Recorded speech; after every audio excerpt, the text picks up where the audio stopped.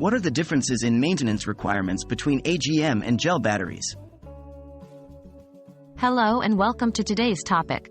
The differences in maintenance requirements between absorbent glass mat, AGM, and gel batteries.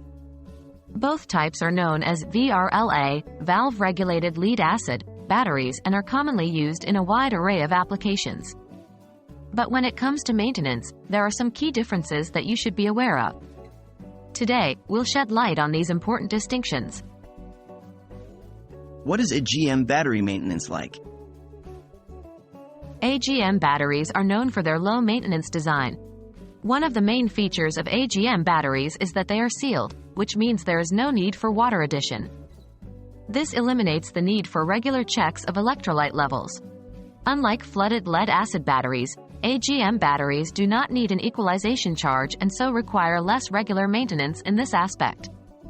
However, while AGM batteries are low maintenance, they do require a good quality charger to ensure they don't overcharge.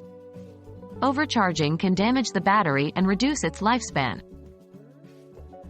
How is gel battery maintenance different? Gel batteries, while also being a form of VRLA battery, have different maintenance requirements. Like AGM batteries, gel batteries are also sealed and maintenance-free in terms of water addition. However, gel batteries are more sensitive to high voltages and can be damaged if charged at a rate higher than the recommended level. Thus, they require more specific and careful charging procedures. Using an appropriate charger, specifically designed for gel batteries, is therefore crucial to prevent overcharging and to extend the battery's life. Additionally, unlike AGM batteries, gel batteries can benefit from an occasional equalizing charge which can help to prevent capacity loss over time. In summary, while both AGM and gel batteries are considered low maintenance, they have key differences in their maintenance requirements.